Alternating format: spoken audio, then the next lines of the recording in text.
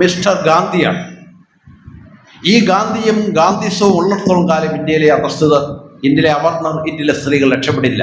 അതുകൊണ്ട് ഗാന്ധി സ്മൃതികൾ, ഗാന്ധി പ്രതീകങ്ങൾ, ഗാന്ധി പ്രതിമകൾ നമ്മൾ തകർക്കുക തന്നെ വേണം. അവർ നടപ്പാക്കിയ വിദ്യാഭ്യാസം, അവർ കൊണ്ടുവന്ന ട്രെയിന്, അവർ നടപ്പാക്കിയ കമ്പോളങ്ങൾ, അവർ നടപ്പാക്കിയ സാമ്പത്തിക നയങ്ങൾ വിവിധ ജനവിഭാഗങ്ങളുടെ ജീവിതത്തെ എങ്ങനെ ബാധിച്ചു എന്ന് അടിച്ചു കയറ്റുക. അങ്ങനെ 3 പേർക്ക് തറച്ചു, അവർ മരിച്ചു. അപ്പോഴത്തേക്ക് ആളുകൾ, ആയിരക്കണക്കിന് ആളുകൾ, ആ നാട്ടുകാർ, ഞങ്ങളാണ് എടുത്തത്, ഇല്ലെങ്കിൽ ഈ ഗതി വരും. പിന്നെ ഇയാളുടെ നാഗമയ്യ പറയുന്നത്, ഇയാൾ നമ്മുടെ ഈ പോലീസിലുള്ളവർക്കറിയാം, ചില കള്ളന്മാർക്ക് ചില പ്രത്യേക രീതികളുണ്ട്.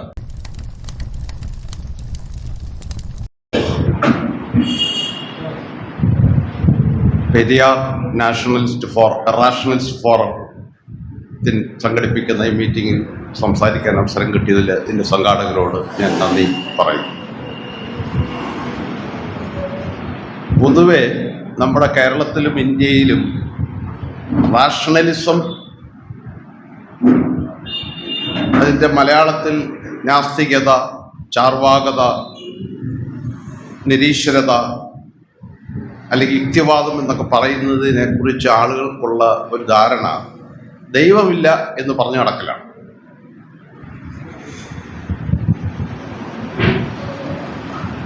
ഈ മോഡേൺ ഫിലോസഫിയും മോഡേൺ സയൻസിനും തുടക്കം കുറിച്ച ദെക്കാർത്തും ഗലീലിയോയും ആണ് ആധുനിക കാലഘട്ടത്തിലെ റാഷണലിസ്റ്റുകൾ, തത്വചിന്തയിലും സയൻസിലും. പക്ഷെ ഇവരുടെ സയൻസും തത്വചിന്തയും എന്നത് ആ കാലഘട്ടത്തിലെ യൂറോപ്യൻ സമൂഹത്തിനകത്തെ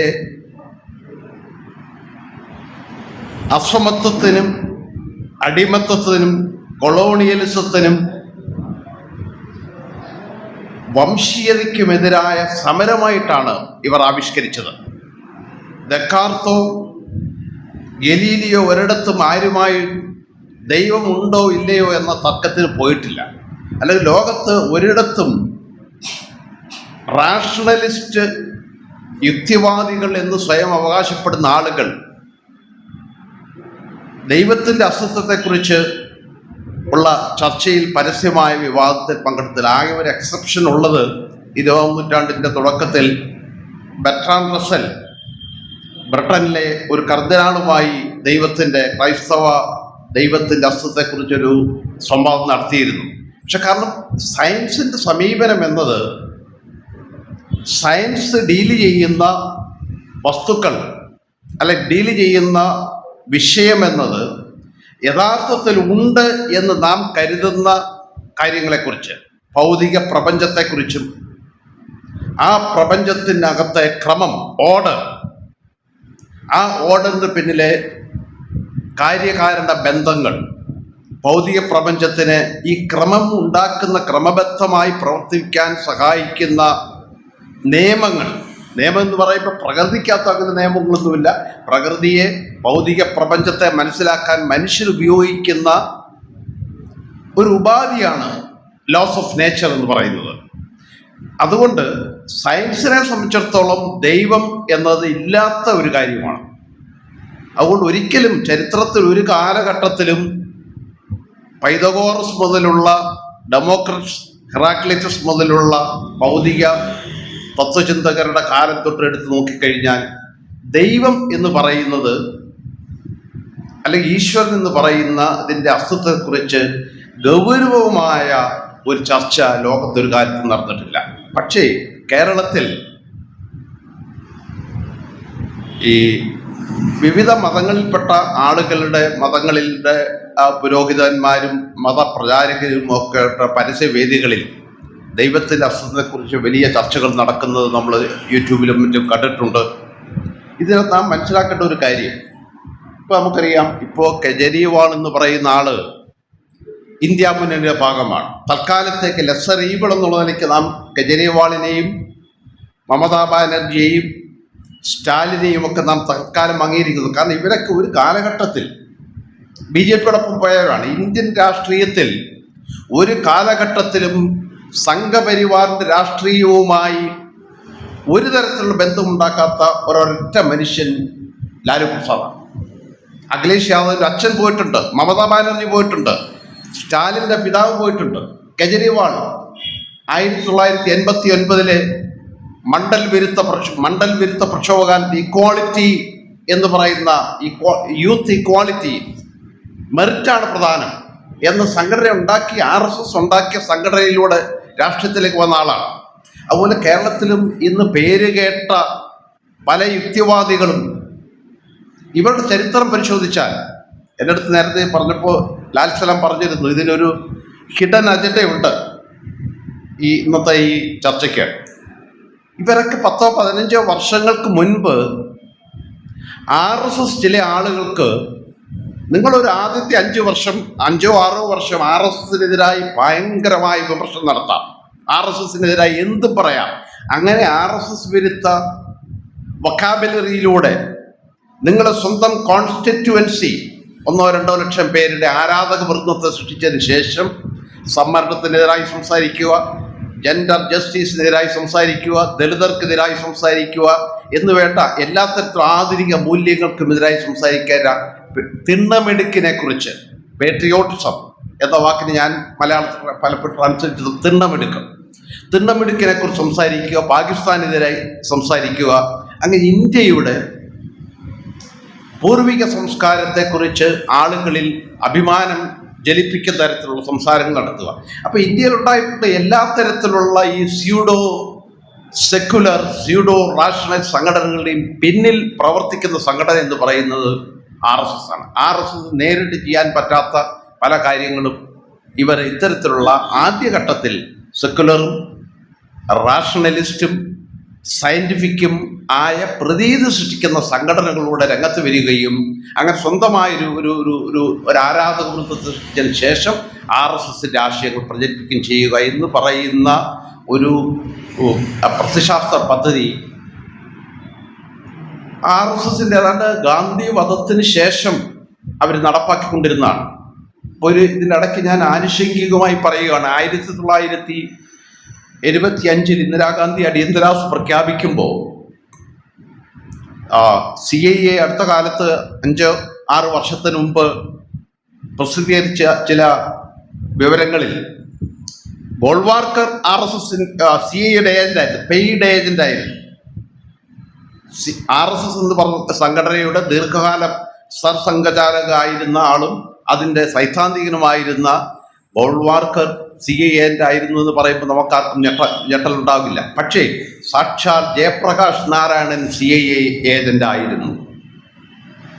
കാരണം 1965 ബാങ്ക് ദേശസാൽക്കരണം, വിയറ്റ്നാം യുദ്ധത്തിൽ ഇന്ദിരാഗാന്ധി എടുത്ത നിലപാട്, ഡീഗോ ഗാർഷ്യയിലെ അമേരിക്കൻ സൈനിക താവളത്തിനെതിരായ ഇന്ദിരാഗാന്ധി എടുത്ത നിലപാട്, മറ്റു പല കാര്യങ്ങളിലും ഇന്ദിരാഗാന്ധി സൗത്ത് ഏഷ്യയിലെ അമേരിക്കൻ ആധിപത്യത്തിനെതിരായി എടുത്തിട്ടുള്ള നിലപാട് കാരണം ഇന്ത്യയെ എന്ന രാഷ്ട്രത്തെ ഡിസ്മെമ്പർ ചെയ്യാതെ ഇന്ത്യക്ക് ഈ സൗത്ത് ഏഷ്യയിൽ അമേരിക്കൻ ആധിപത്യം സാധ്യമല്ല എന്ന് വന്നപ്പോൾ ഇന്ദിരാഗാന്ധിയുടെ ഭരണകൂടത്തെ മാത്രമല്ല ഇന്ത്യ എന്ന സോവറിൻ സ്റ്റേറ്റിനെ തന്നെ അട്ടിമറിക്കാനുള്ള ഒരു പദ്ധതിയുടെ ഭാഗമായിട്ടാണ് ജയപ്രകാശ് നാരായണിലൂടെ ഈ ഗുജറാത്തിലും ബീഹാറിലൊക്കെ വലിയ പ്രക്ഷോഭങ്ങൾ വരികയും അതിനകത്ത് തെറ്റിദ്ധാരണയുടെയും ആത്മാർത്ഥതയുടെയും ഒക്കെ ചേർത്ത പല പല കാരണങ്ങൾ അഖിലേഷ് യാദവിനെയും ലാലു പ്രസാദ് യാദവിനെയും ജോർജ് ഫെർണാണ്ടസിനെയും പോലെയൊക്കെയുള്ള യഥാർത്ഥ ജനുവിനായ ഒരുപാട് സോഷ്യലിസ്റ്റ് ആളുകൾ പങ്കെടുത്തിട്ടുണ്ട്. അപ്പം ഇന്ന് 50 വർഷങ്ങൾക്ക് ശേഷം നാം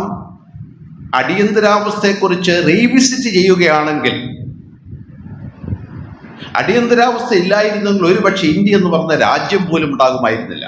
കാരണം ഇതിനകത്ത് വലിയൊരു ഐറണി എന്ന് പറയുന്നത് ഇന്ത്യ ഒരു സെക്യുലർ സ്റ്റേറ്റ് ആണ് എന്ന് പ്രഖ്യാപിക്കുന്നതിന് 42ാം ഭരണഘടനാ ഭേദഗതി അടിയന്തരാവസ്ഥ വേണ്ടി വന്നു എന്നതാണ്. ഒരു നമ്മൾ വിളിക്കുന്ന കാളരാത്രി എന്നാണ്. ഒരു കാളരാത്രി വേണ്ടി വന്നു ഇന്ത്യയെ മതേതര രാഷ്ട്രമായി പ്രഖ്യാപിക്കുന്നതിന്. ഇപ്പം എന്നോട് സംസാരിക്കാൻ ആവശ്യപ്പെട്ടത് ലാൽ സലാം പറഞ്ഞത് അംബേദ്കറും ജാതി നിർമ്മാർജ്ജനവും എന്ന വിഷയത്തെക്കുറിച്ചാണ്. അംബേദ്കർ നിരന്തരം പറയാറുണ്ടായിരുന്നു കാര്യം, ഇന്ത്യ ഒരു കാലത്തും ഒരു നേഷൻ ആയിരുന്നില്ല. ഒരു national belonging, A sense of belonging ഇന്ത്യയിലെ ഒരു വിഭാഗം ജനങ്ങൾക്കും കോമൺ ആയി ഉണ്ടായിരുന്നില്ല. കാരണം ഒരു രാഷ്ട്രം എന്ന് പറയുന്നത് ആധുനികമായ അർത്ഥത്തിൽ വളരെ പ്രശസ്തമായ ബെനഡിക്ട് ആൻഡേഴ്സന്റെ ഇമാജിൻഡ് കമ്മ്യൂണിറ്റീസ് എന്ന് പറയുന്നൊരു പുസ്തകമുണ്ട്. കാരണം ഈ രാഷ്ട്രം നമ്മുടെ ജാതി, ഗ്രാമം, പഞ്ചായത്ത്, സമൂഹം, സമുദായം എന്നൊക്കെ പറയുന്നത് പോലെയുള്ള ക്ലോസ്ഡ് കമ്മ്യൂണിറ്റി അല്ല രാഷ്ട്രം എന്ന് പറയുന്നത്. ഒരു രാഷ്ട്രം വളരെ വിസ്തൃതമായ, പരസ്പരം അറിയാത്ത ജനങ്ങൾ, പരസ്പരം വിവിധ ഭാഷകൾ സംസാരിക്കുന്ന ആളുകൾ, പരസ്പരമായ ബന്ധങ്ങളോ പാരസ്പര്യമോ ഒന്നുമില്ലാത്ത ആളുകളുടെ ഇടയിൽ നമ്മൾ എന്തോ ഒന്നിൻ്റെ ഭാഗമാണ് എന്ന് വിചാരിക്കുന്ന ഒരു സാങ്കല്പികമായ ഒരു സമൂഹമാണ് ആധുനിക രാഷ്ട്രം എന്ന് പറയുന്നത്. അതിനു മുമ്പ് 18-ാം നൂറ്റാണ്ടിൽ ആധുനിക രാഷ്ട്രങ്ങൾ France, Britain, United States of America, German എന്നൊക്കെയുള്ള രാഷ്ട്രങ്ങളുടെ പേരുകൾ പേറുന്ന സമൂഹങ്ങൾ ഉണ്ടാകുന്നതിന് മുമ്പ് മനുഷ്യർ പലതരത്തിലായിരുന്നു അറിയപ്പെട്ടിരുന്നത്. ഇപ്പം നേരത്തെ ഇവിടെ ഭാഷയുടെ ഉൽപ്പത്തിയെക്കുറിച്ച് സംസാരിച്ചിരുന്നു. ഇപ്പോൾ ആൻഡമാൻ ദ്വീപിലെ സെന്റിനലീസ് ഐലൻഡിലെ ആളുകൾ, അവർക്കൊരു ഭാഷയുണ്ടോ എന്ന് നമുക്കറിയില്ല. അവർ പരസ്പരം എന്താണ് വിളിക്കുന്നത്? കാരണം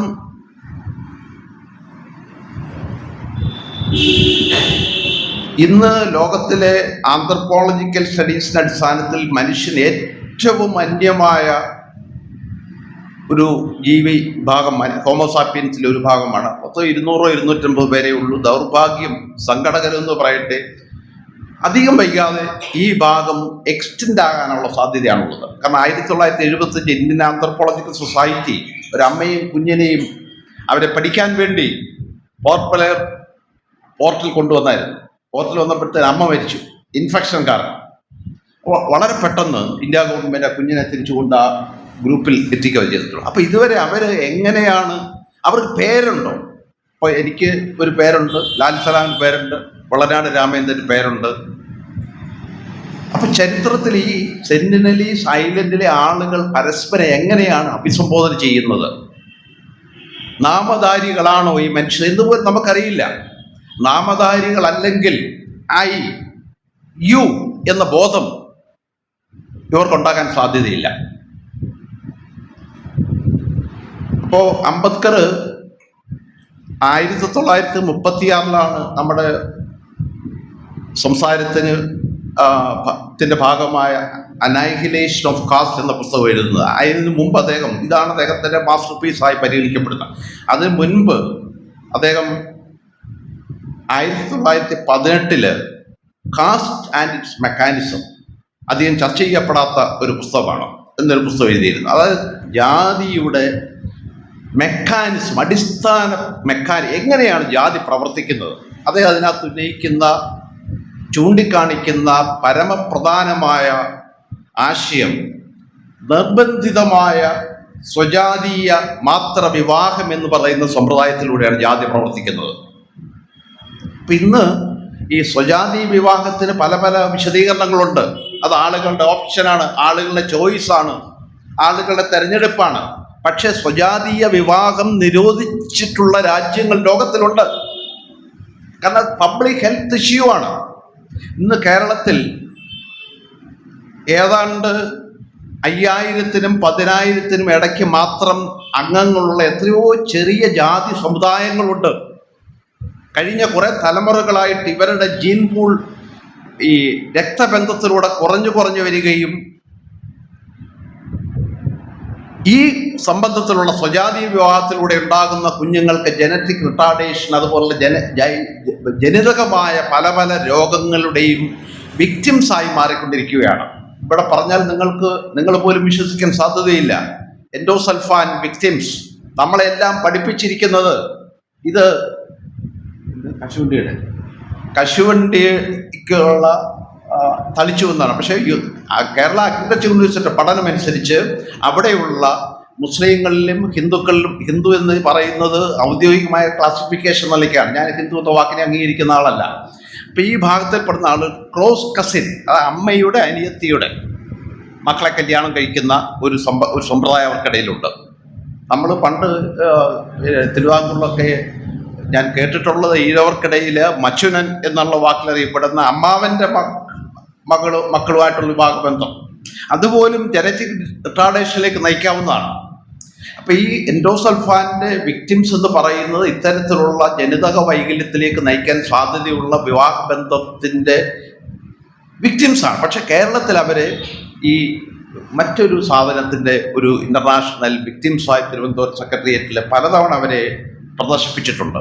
ഇതിൻ്റെ ശാസ്ത്രീയ പഠനങ്ങളെല്ലാം, സയൻറ്റിഫിക് സ്റ്റഡീസ് എല്ലാം കാണിക്കുന്നത് ഇവരുടെ കയ്യിലുള്ള ജനിതക ബന്ധമുള്ള, രക്തബന്ധമുള്ള ആളുകളുടെ എൻഡോഗമിയിലൂടെ ഉണ്ടാകുന്ന ജനിതക വൈകല്യത്തിൻ്റെ ഇരകളാണെന്നാണ് സയൻറ്റിഫിക് സ്റ്റഡീസ്. കേരളം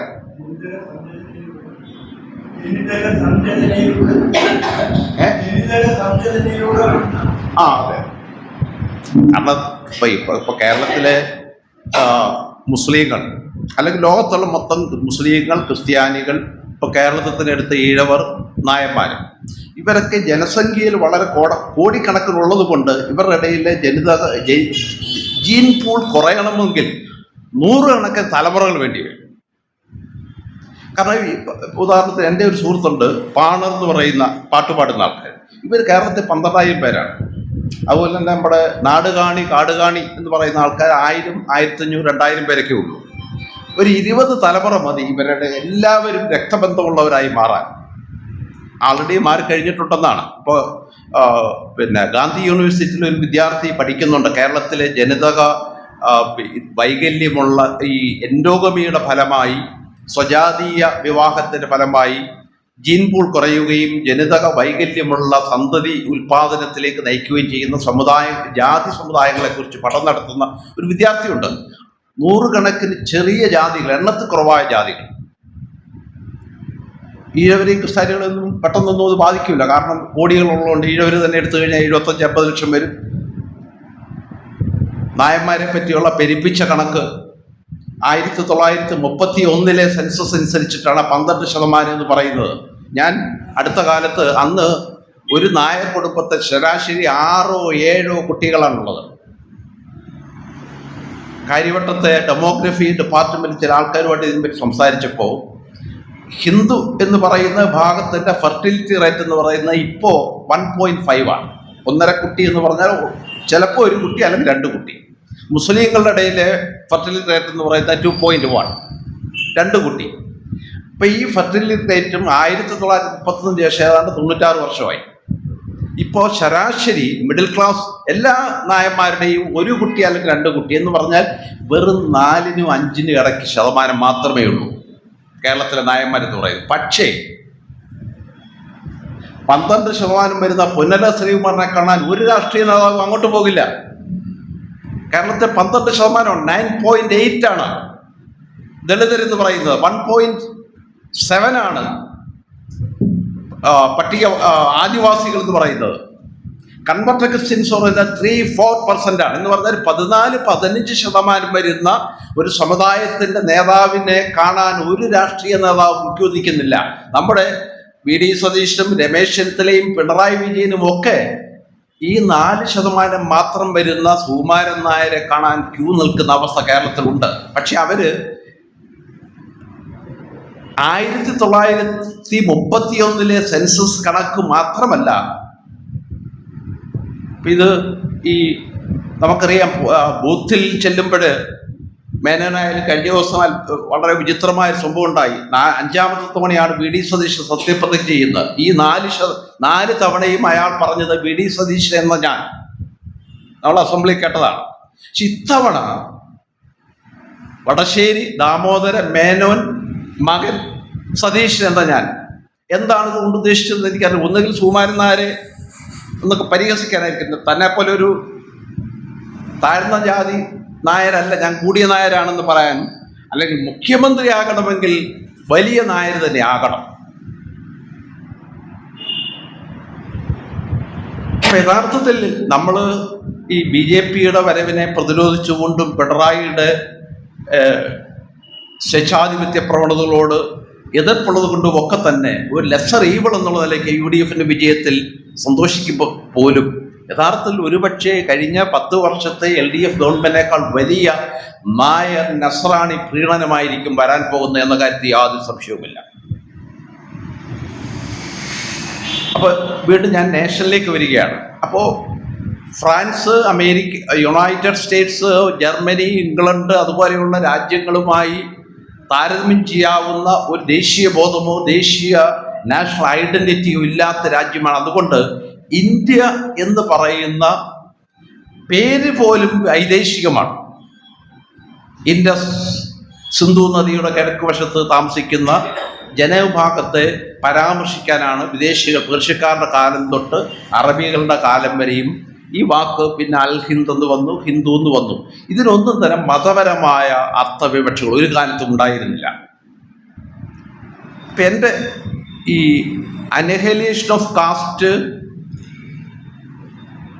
ഗാന്ധിയും നെഹ്റുവും സുഭാഷ് ചന്ദ്രബോസും ഒക്കെ തന്നെ ബ്രിട്ടീഷുകാരിൽ നിന്ന് ഇന്ത്യ എന്ന് പറയുന്ന രാഷ്ട്രത്തിൻ്റെ സാങ്കല്പിക രാജ്യത്തിൻ്റെ രാഷ്ട്രീയ സ്വാതന്ത്ര്യം ലക്ഷ്യമാക്കിയപ്പോൾ അംബേദ്കർ, പെരിയാർ, അയ്യങ്കാളി, സഹോദരയ്യപ്പൻ ഇവരൊക്കെ ലക്ഷ്യമാക്കിയത് ബ്രിട്ടീഷ് ഭരണം നമ്മുടെ അലയാണ്. ബ്രിട്ടീഷുകാർ നേരത്തെ ഇവിടെ ഈ രാമായണത്തെ പറ്റി പറഞ്ഞപ്പോൾ ചില രാമായണത്തിനുള്ള ചില കാര്യങ്ങൾ പറഞ്ഞു.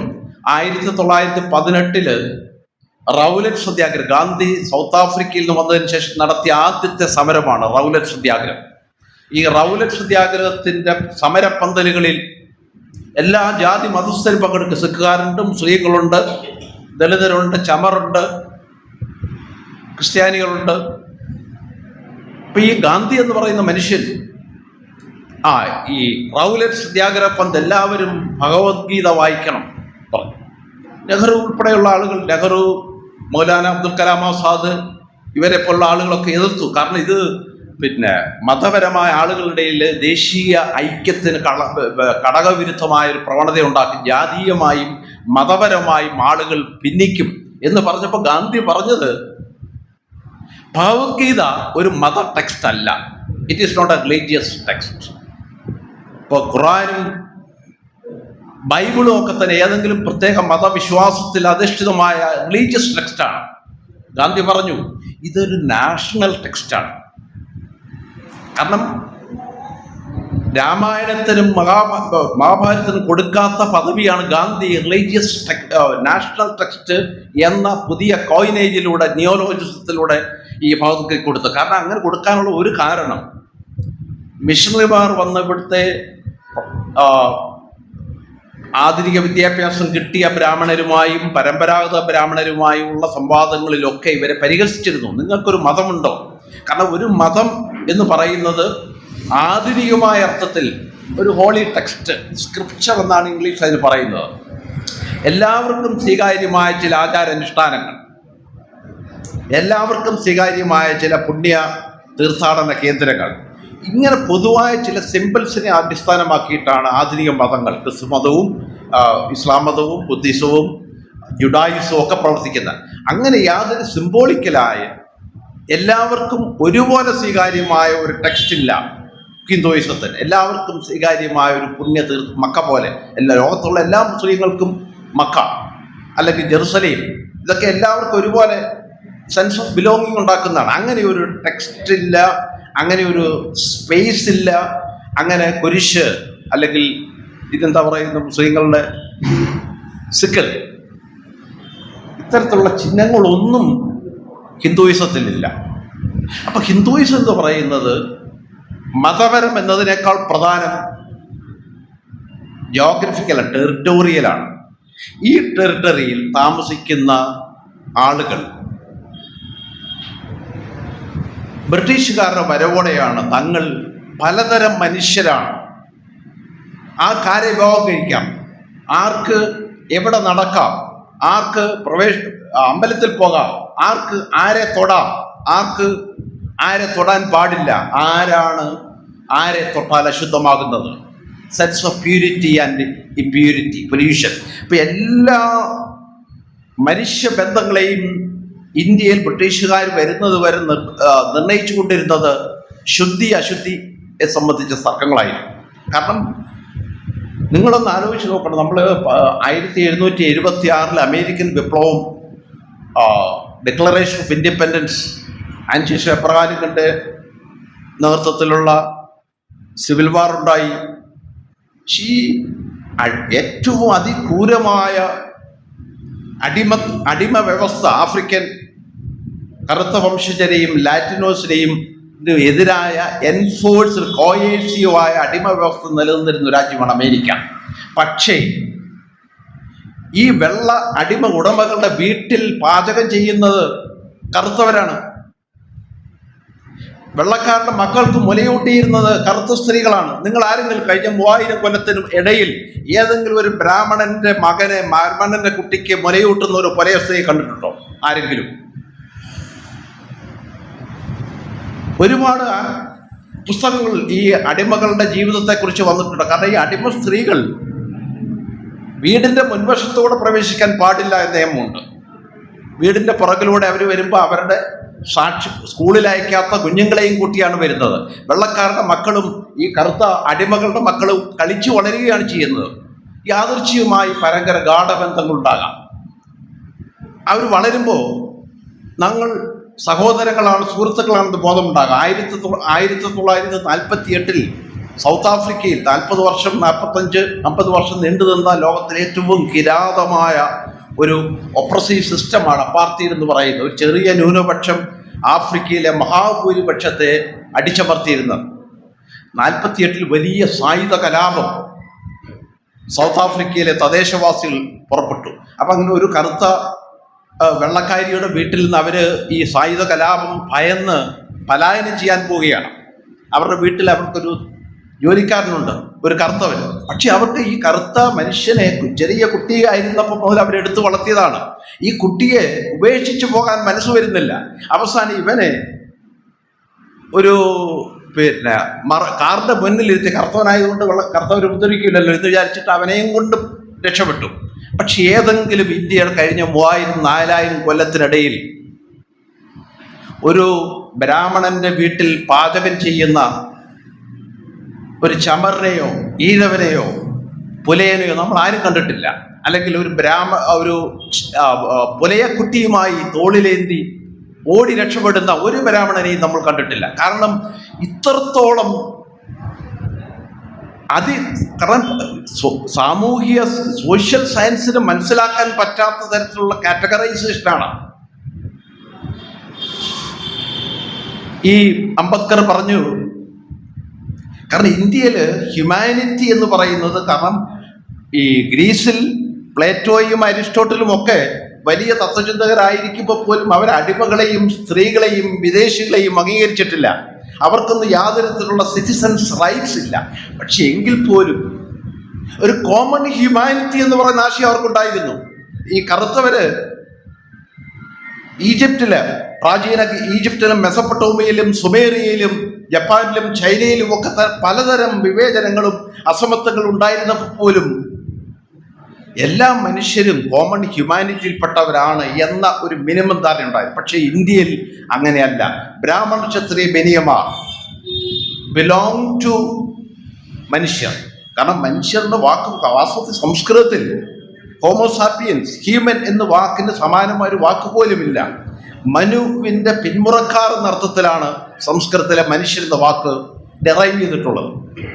അപ്പോൾ ഈ വേദങ്ങൾ തൊട്ട് മനുസ്മൃതി വരെയുള്ള ഗ്രന്ഥങ്ങൾ നോക്കിക്കഴിഞ്ഞാൽ ഇവിടുത്തെ ഈ ക്ലാസിഫിക്കേഷൻ എന്നത് ബ്രാഹ്മൺ ക്ഷത്രിയ ബനിയന്മാർ എന്നത് മനുഷ്യവംശം, ശൂദ്രര്, അവർണര്, ചണ്ടാള്, അല്ലെങ്കിൽ നമ്മളൊക്കെ ഉൾപ്പെടുത്തിയിരുന്ന ക്ലാസ് കാറ്റഗറി എന്ന് പറയുന്നത് കോവർ കഴുത, പട്ടി, പൂച്ച, പുഴു, ശൂദ്രര്, ഈ വിഭാഗത്തിലാണ്. എന്ന് പറഞ്ഞാൽ ഷെയർഡ് ഹ്യൂമാനിറ്റി, കോമൺ ഹ്യൂമാനിറ്റി എന്ന് പറയുന്ന സങ്കല്പം പോലും ഇല്ലാത്ത ഒരു രാജ്യം ഉണ്ടായിരുന്നുവെങ്കിൽ ഇന്നും അങ്ങനെ തന്നെയാണ് ഉണ്ടെങ്കിൽ അത് ഇന്ത്യ മാത്രമാണ്.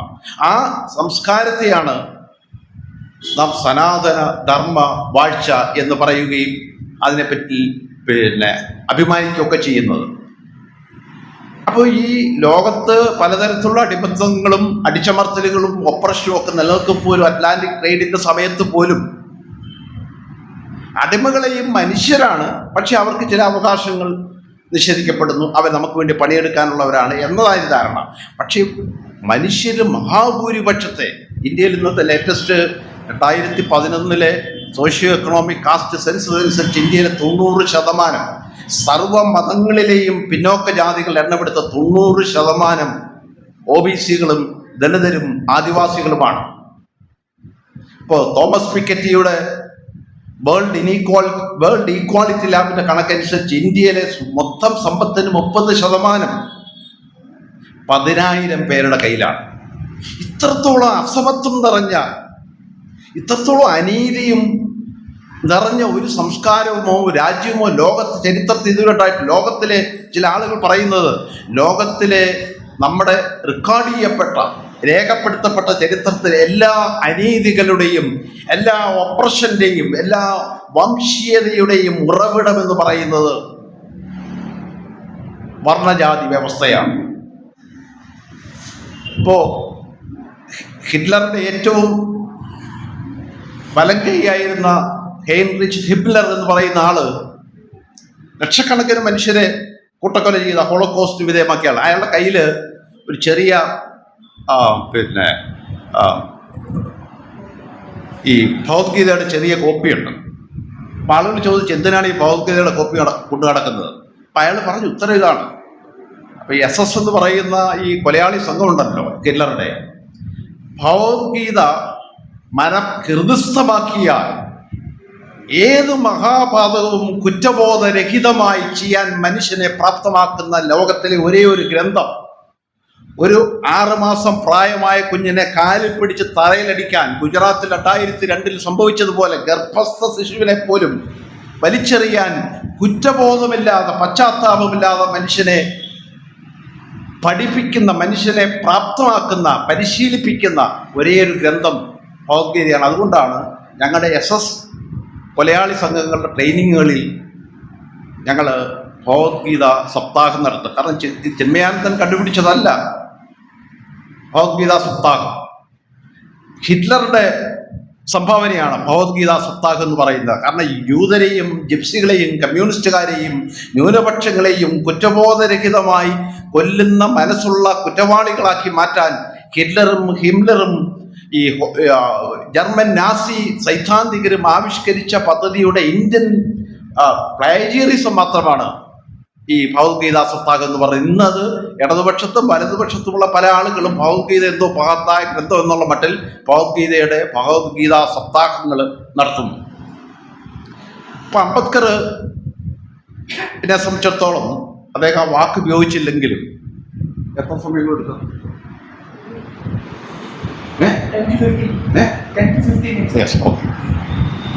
അദ്ദേഹം വാക്ക് ഉപയോഗിച്ചില്ലെങ്കിലും ഈ ബാലഗംഗാധര തിലകന്റെ കാലം തൊട്ട് തന്നെ നമ്മുടെ പാഠപുസ്തകങ്ങളിൽ ചരിത്രത്തെക്കുറിച്ച്, ഇന്ത്യ ആധുനിക ഇന്ത്യ ചരിത്രത്തെക്കുറിച്ച് പഠിപ്പിക്കുന്നത് British colonialism versus enslaved nation, അടിമവൽക്കരിക്കപ്പെട്ട രാജ്യം, അടിമവൽക്കരിക്കപ്പെട്ട രാഷ്ട്രം.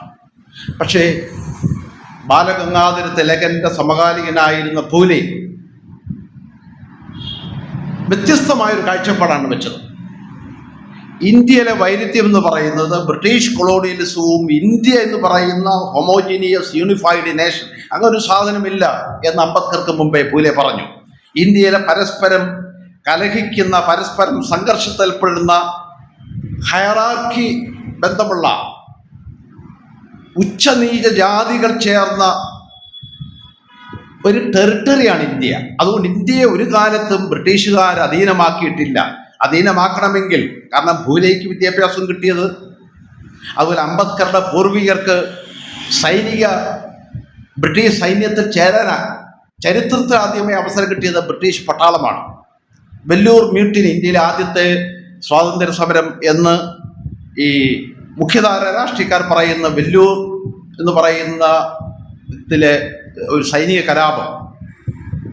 ഈ കലാപത്തിൽ വെല്ലൂർ പട്ടാള ക്യാമ്പിൽ ബ്രിട്ടീഷുകാർ അവരുടെ സൈന്യത്തെ ആ സമയത്ത് 19ാം നൂറ്റാണ്ട് തുടക്കത്തിൽ ബ്രിട്ടീഷ് സൈന്യം പോലും പ്രിമിറ്റീവായിരുന്നു. അവരവരെ പ്രൊഫഷണലൈസ് ചെയ്തതിൻ്റെ ഭാഗമായി എല്ലാവർക്കും റാങ്ക് അനുസരിച്ച് യൂണിഫോം ഏർപ്പെടുത്തി, മതചിഹ്നങ്ങൾ പരസ്യമായി പട്ടാള ബാരക്കുകൾ ഉപയോഗിക്കാൻ പാടില്ല, കോമൺ ക്യാൻറ്റീൻ.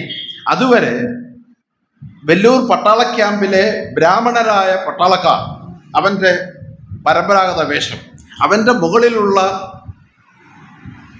സൈനിക ഉദ്യോഗസ്ഥൻ മേജർ പദവിയിലുള്ള ഒരു പൊലയനാണെങ്കിൽ, അല്ലെങ്കിൽ കള്ളറാണെങ്കിൽ, അല്ലെങ്കിൽ പറയനാണെങ്കിൽ പട്ടാള ബാരക്ക് യൂണിഫോമിൽ പോലും തൻ്റെ കീഴുദ്യോഗസ്ഥനായി ബ്രാഹ്മണനെ സാഷ്ടാംഗ പ്രണയിക്കണമായിരുന്നു. അപ്പം ഇത്തരത്തിലുള്ള മതചിഹ്നങ്ങൾ, മതപരമായ ബന്ധങ്ങളെല്ലാം ബ്രിട്ടീഷുകാർ നിരോധിച്ചു. ഇതിനെതിരായ കലാപമായിരുന്നു വെള്ളൂർ മ്യൂട്ടിനി എന്ന് പറയുന്നത്. 1857 സമരവും ഇത് തന്നെയാണ്. മതപരമായ ചില സംഭവങ്ങൾക്കെതിരെ ബ്രിട്ടീഷുകാർ മിലിറ്ററി പ്രൊഫഷണലൈസേഷൻ്റെ ഭാഗമായി ഉണ്ടായതിനോടുള്ള റിലീജിയസ് റിട്ടാലിയേഷൻ മാത്രമാണ്. അതിനെപ്പറ്റി കദലീൻ ഗഫ് എന്ന് പറയുന്ന, അതായത് ബ്രിട്ടീഷുകാർ വന്നതുകൊണ്ട് പൊയ്പോയ അധികാരങ്ങളും പൊയ്പോയ അവകാശങ്ങളും വീണ്ടെടുക്കാൻ വേണ്ടി നടത്തിയ റിവൈവലിസ്റ്റ് മൂവ്മെൻറ്റിൻ്റെ ഭാഗമായിട്ടാണ് അവർ റൊമേല താപ്പറും അദ്ദേഹം അല്ലേ പറഞ്ഞത്. റൊമേല താപ്പർ ആരാ പറഞ്ഞു? റൊമേല താപ്പറും ഒക്കെ കൾച്ചർ പാസ്റ്റ് പുസ്തകത്തിൽ പറയുന്നുണ്ട് ഇതൊക്കെ. അപ്പം അംബേദ്കറെ സംബന്ധിച്ചിടത്തോളം ഇന്ത്യ എന്ന് പറയുന്നത് ബ്രിട്ടീഷുകാരാൽ കോളനൈസ് ചെയ്യപ്പെടുന്ന ഒരു രാഷ്ട്രമേ അല്ല. അപ്പം ഇന്ത്യക്കകത്തുള്ള പ്രോബ്ലം, ഇന്ത്യ 3000 കൊല്ലങ്ങൾക്ക് മുൻപ് തന്നെ കൊളനൈസ് ചെയ്യപ്പെട്ട ഇന്റേണൽ കൊളോണിയലിസം, ആഭ്യന്തര കൊളോണിയലിസത്തിന് വിധേയമായ ഒരു രാജ്യമാണ്. ഇന്ത്യയിലെ മഹാഭൂരിപക്ഷം ആളുകളും ഒരു നിസ്സാര ന്യൂനപക്ഷത്തിൻ്റെ കൊളോണിയൽ വാഴ്ചയ്ക്ക് കീഴിലാണ്. ബ്രിട്ടീഷുകാർ കമ്പനി നിയമങ്ങൾ കൊണ്ടും സൈനിക ആധിപത്യം കൊണ്ടും ബലപ്രയോഗം കൊണ്ടുമാണ് ഇന്ത്യ എന്ന് പറഞ്ഞ മൊത്തം സബ് കോണ്ടിനെന്റിനെ കൊളനൈസ് ചെയ്തതെങ്കിൽ, ഈ ആഭ്യന്തര കൊളോണിയലിസ്റ്റുകൾ, ബ്രാഹ്മണ ക്ഷത്രിയ ബനിയമാർ എന്ന് പറയുന്ന 10% താഴെവന്ന ആളുകൾ ഇന്ത്യയിലെ മഹാഭൂരിപക്ഷം വരുന്ന ജനതയെ കൊളനൈസ് ചെയ്തത് നേരിട്ടുള്ള ബലപ്രയോഗത്തിലൂടെ ആയിരുന്നില്ല. അതിന് പകരം നേരത്തെ ഇവിടെ ഉച്ചരിക്കപ്പെട്ട വേദങ്ങൾ, ഇതിഹാസങ്ങൾ, പുരാണങ്ങൾ, നാട്ടുകഥകൾ, പിന്നെ പഴഞ്ചൊല്ലുകൾ എന്ന് വേണ്ട ആളുകളുടെ മനസ്സിൽ ഇന്നസെൻ്റ് ആണ്, ഇമ്പാർഷ്യൽ ആണെന്ന പ്രതീതി ജനിപ്പിക്കുന്ന ഒരുപാട് കഥകളിലൂടെയാണ് പറയുന്നത്. ഇന്ന് നമ്മുടെ പാഠപുസ്തകങ്ങളിൽ പിന്നെ BJP അധികാരത്തിൽ വന്നതിന് ശേഷം ഇപ്പോൾ രാജസ്ഥാൻ ഹൈക്കോടതിക്ക് മുൻപിൽ വെച്ചിരിക്കുന്ന പ്രതിമ ഒരു സാങ്കല്പിക മനുവിൻ്റെ പ്രതിമയാണ്. പല ഗുജറാത്തിലും മറ്റ് പല സംസ്ഥാനങ്ങളും BJP നേരിട്ട് ഭരിക്കുന്ന പല സംസ്ഥാനങ്ങളിലും ദേശീയ ടെക്സ്റ്റ് എന്ന നിലയ്ക്കാണ് രാമായണവും ഭാരതവും മനുസ്മൃതിയും ഒക്കെ പഠിപ്പിക്കുന്നത്. പക്ഷെ 45-ന് ശേഷം ഡീനാസിഫിക്കേഷൻ്റെ ഭാഗമായി ജർമ്മനിയിൽ ആദ്യ കുറെ കാലം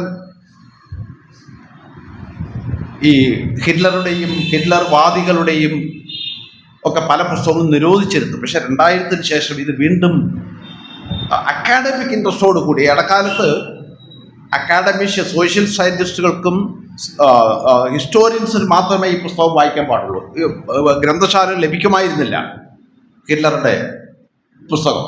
പക്ഷെ ഇന്ന് ഏതാണ്ട് 450 പേജ് വരുന്ന ഈ ഹിറ്റ്ലറുടെ പുസ്തകം ഇന്ന് അവിടെ പഠിപ്പിക്കുന്ന 5000 പേജുള്ള ഓരോ വാക്കിനും ഒരു 100 അനോട്ടേഷൻ ഉണ്ടാകും. എന്ന് പറഞ്ഞാൽ ഇത് അപകടകരമായി, ഈ വാചകം അപകടകരമാണ്, ഇത് മനുഷ്യൻ വിശ്വസിക്കാൻ പാടില്ല, ഇത് മനുഷ്യനെ രക്തം ചിന്തുന്നതാണ്, മനുഷ്യ വിദ്വേഷത്തിൽ അധിഷ്ഠിതമായ പദമാണ്. പക്ഷെ രാമായണം എങ്ങനെയാണ് നമ്മൾ പഠിപ്പിക്കുന്നത്? നമ്മളെല്ലാം പൂജിക്കേണ്ട, നമ്മളെല്ലാം ആരാധിക്കേണ്ടതാണ്. അതിന് നെഗറ്റീവ് പെഡഗോഗി എന്നാണ് പറയുന്നത്. നമുക്ക് പഠിപ്പിക്കാം രാമായണവും മനുസ്മൃതിയും. എഴുത്തച്ഛൻ്റെ അധ്യാത്മരാമായണം നേരത്തെ ഇവിടെ പറഞ്ഞു. കാരണം ഈ ഒറിജിനൽ രാമായണമല്ല ഇന്ന് ഇന്ത്യയിൽ പ്രചരിച്ചിരിക്കുന്നത്. തുളസീദാസ് എഴുതിയ അധ്യാത്മരാമായണത്തിൻ്റെ പരിഭാഷയാണ് എഴുത്തച്ഛൻ എഴുതിയത്. കാരണം അതിനകത്ത് ഈ റൊമേല താപ്പർ തന്നെ പറഞ്ഞിട്ടുണ്ട്, ഈ അധ്യാത്മരാമായണം തുളസീദാസിൻ്റെ രാമായണത്തിലാണ്